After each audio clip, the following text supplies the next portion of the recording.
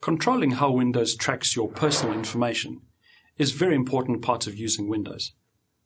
In this video, I'd like to show you how you can control your privacy settings, whether it's your picture and your name, or whether it's how Windows tracks your location when you're using apps like weather or maps. Let's look at the video. To access your privacy settings in Windows 8, we can begin with the Start screen and type in the keyword Privacy. Looking at the search result under Settings, we then have a link to click to open the privacy settings. Let's tackle these from the bottom up. Firstly, we can control whether Windows 8 sends information about the websites we're browsing to the Windows Store.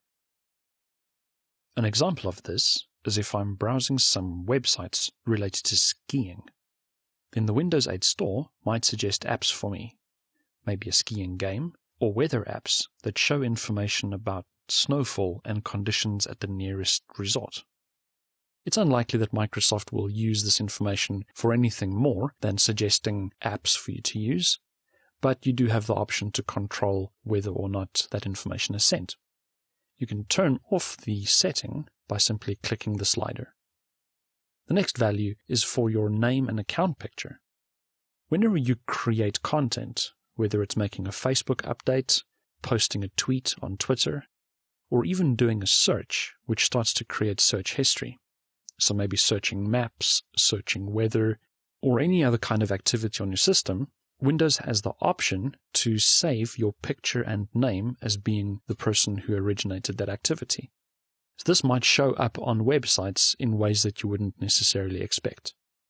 If you have privacy concerns about your picture and name being used in this way, then you can turn that setting off too. The location setting controls Geo-Tagging. Windows 8 uses Geo-Tagging to help you find your current location on a map, or for example to help the weather app display the weather for the location where you actually are. Those kinds of uses make the apps much more functional. But you may have privacy concerns about using other apps. So, for example, using the Photo app to take a photo, or using the Twitter app to make a tweet. I don't necessarily want my location to be saved when I'm creating those kinds of content. So, the location settings might be a bit more difficult to decide on, because unfortunately, when I turn it off from here, I turn it off for all the other apps on the Windows 8 computer. I'll go ahead and turn that off and show you where I can confirm that the setting has been turned off. So if I go to an app like my weather app, I open the Start screen by pressing the Windows key on the keyboard, click the weather tile, and then I use the charms to go to the weather settings.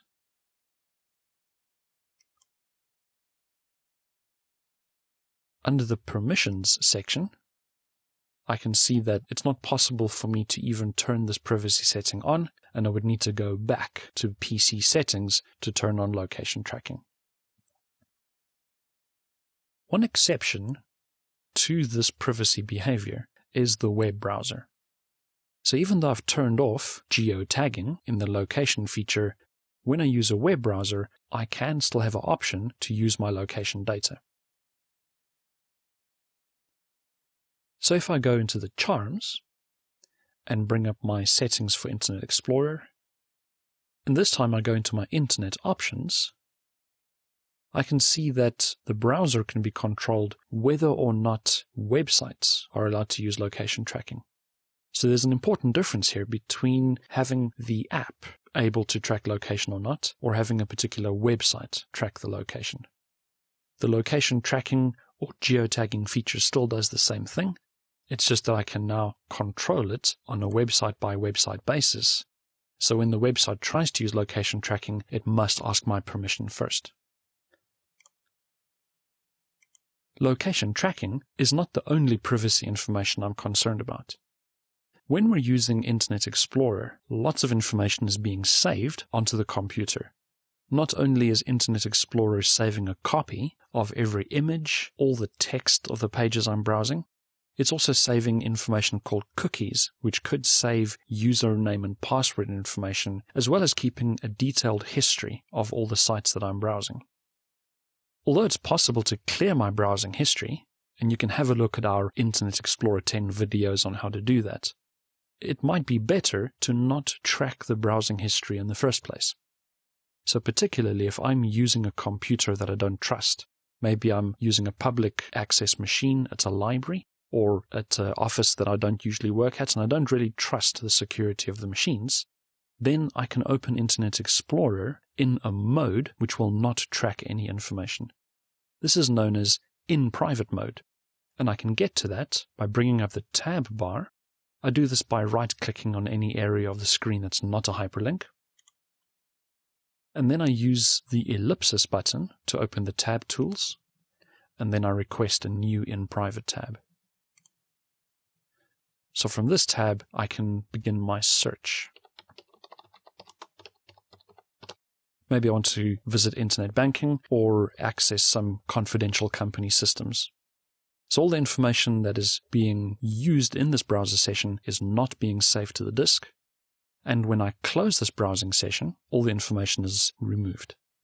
So to close this browsing session, right-click anywhere, blank space on the screen, and then close the In Private tab.